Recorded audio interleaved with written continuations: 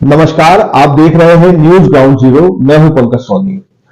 दोस्तों, जब किसी के मन में लक्ष्य बड़ा होता है तो उसके सामने कोई भी चुनौती आ जाए वो उसे पूरा करने के लिए जुट जाता है।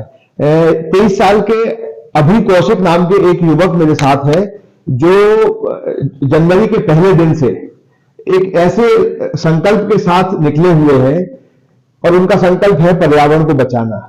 और ये 23 साल का युवक 3800 किलोमीटर की उत्तर से लेकर दक्षिण तक की यात्रा करने वाला है।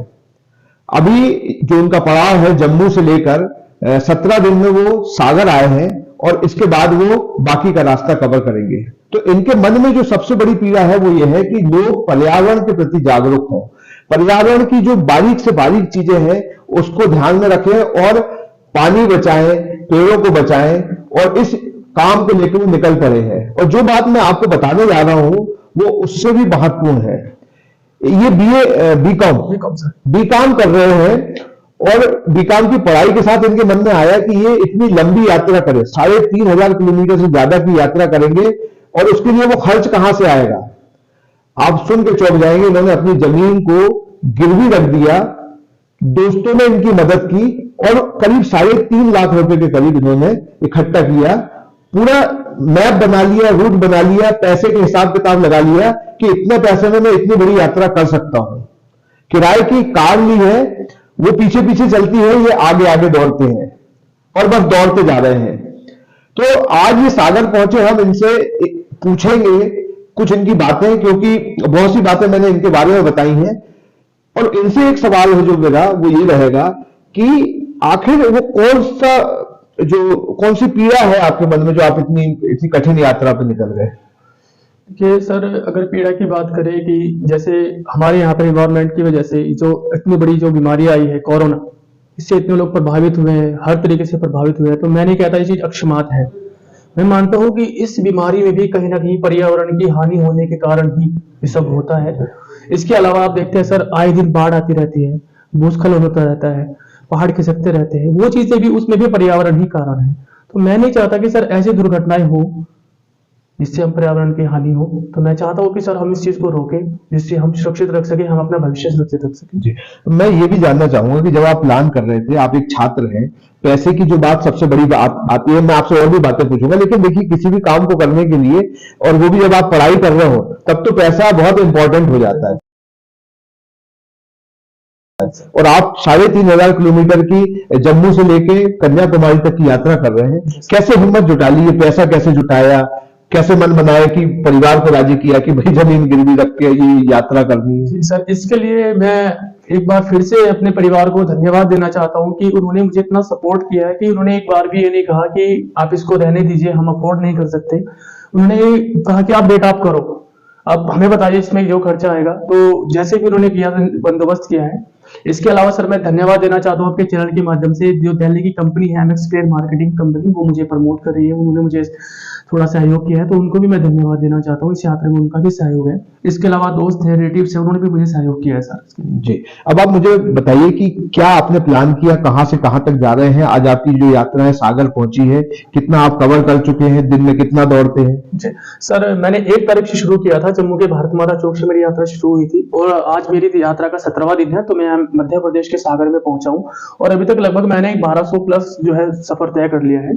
जी, आगे कहां से कहां तक जाएंगे और कितने दिन का आपको लग रहा है, कितने दिन में कवर कर लेंगे। सर आगे मैं लखनऊ से होते हुए कन्याकुमारी तक जाऊंगा और मैं उम्मीद करता हूं कि लगभग 35 से 40 दिन का सफर आगे हो रहेगा। जी, बीच में जो लोग मिल रहे हैं, आपको दौड़ते देख रहे हैं, उनसे क्या बात हो रही है आपकी।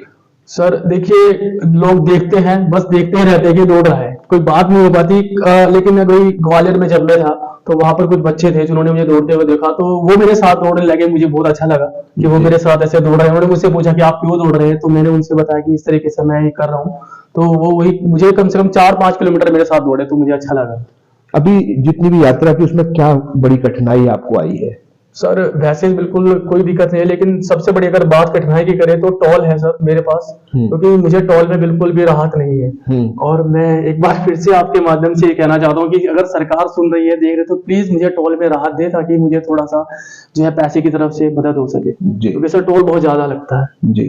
जैसे आप सागर आए हैं, यहाँ पे जो रोटरी क्लब है, आप वीनू राणा जी भी आपको मिले, तो यहाँ इन्होंने आपको किस तरीके से मदद की है?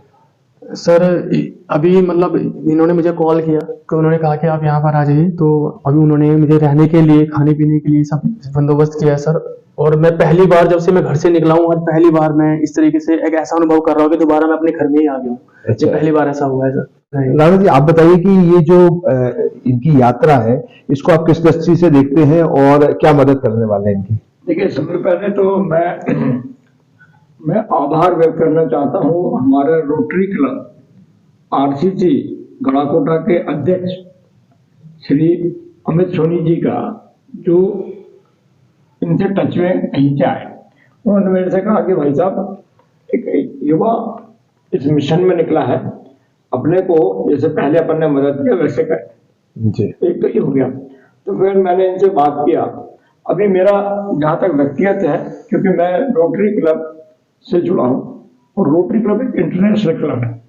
हिंदुस्तान में प्राय जितने भी बड़े शहर हैं वहाँ पर है, और रोटरी के बारे में सिंपल सब वेल ऑफ लोग रहते हैं, और उनकी वैचारिक धारणा ही रहती है। जैसे आपने पोलियो देखा, पोलियो क्या हुआ, पूरा विश्व अगर गायब हुआ है तो रोटरी की देन है। तो मेरा यह है कि आगे मैं ऐसे कई लोगों की रोटरी के माध्यम से किया, इनका कन्याकुमारी तक का मैं रूट चार्ट में जो भी इनका होगा, जहां जहां भी मेरे क्लब्स होंगे जी, वो क्लब को मैं इंटीमेट करूंगा। एक दूसरे का हमारा इंटीमेशन चलता है, जहां जहां पे संभव होगा ये क्लब इनकी मदद करेंगे, क्योंकि मैं इनकी मदद नहीं कर रहा हूँ, एक्चुअली इनके माध्यम से हम अपनी मदद कर रहे हैं जी, क्योंकि ऐसा अवसर बार बार नहीं मिलता जी, कोई एक नेक काम।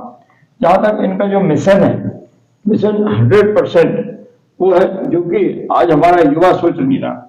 आज हमारा युवा किस बात पे है, ड्रग पे लगा हुआ है, पी रहा, खा रहा, he is not interested in anything, but ये अपवाद है। इसलिए हमारा जितना भी होगा मैक्सिमम हम इनकी मदद करेंगे। ये जो यात्रा है, इसके लिए आपने कितनी तैयारी की, और मतलब जब आप घर से निकले तो आपके माता पिता ने और अपने परिवार के लोगों ने आपसे क्या कहा?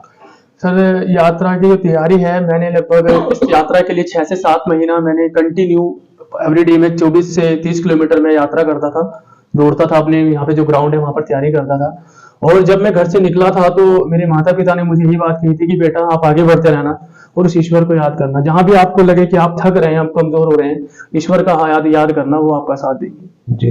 तो आपने सुना होगा कि अकेला चना भार नहीं फोड़ सकता है, लेकिन अगर किसी के मन में संकल्प हो दुनिया की भलाई का, पर्यावरण की भलाई का, जीव जंतुओं की भलाई का, तो निश्चित तौर पर वो ऐसे हरकुलियन टास्क, ऐसे महान काम कर सकता है, ऐसे बड़े काम कर सकता है जो शायद विचार में नहीं आते हैं। और इस 23 साल के युवा अभी कौशिक को देखने के बाद, जो कहीं ना कहीं अपने उत्तर प्रदेश का एक चेहरा भी बदलना चाहता है, वहां कुछ खेल की गतिविधियों में भी प्रमोशन करना चाहता है जो वहां नहीं है, तो कहीं एक पढ़ने वाला छात्र है ये अभी, और वो एक बड़े संकल्प के साथ 3800 किलोमीटर की यात्रा पे निकला है पर्यावरण को बचाने।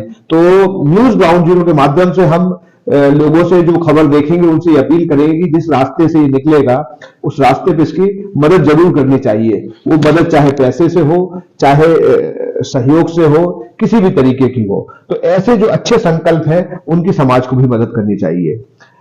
आपने इस प्रस्तुति को देखा, बहुत धन्यवाद। रोटरी क्लब सागर का भी मैं आभार व्यक्त करता चाहता हूं, क्योंकि मेरा जो क्लब है 1956 फॉर्म हुआ था, और आज तब से इसी तरह के जब भी हमें अवसर मिलता, हम उस अवसर में 100% सहभागिता करते हैं। मैं भी अपने चैनल के माध्यम से रोटरी क्लब और वीनू राणा जी का इस मदद के लिए धन्यवाद करता हूं, और उम्मीद है इनकी यात्रा, आगामी जो यात्रा होगी वो बहुत अच्छी होगी, और आप निश्चित तौर पर इसे पूरा करके और एक अच्छा एग्जाम पे समाज के सामने रखेंगे। बहुत धन्यवाद। आपको भी धन्यवाद सर, आपको भी धन्यवाद।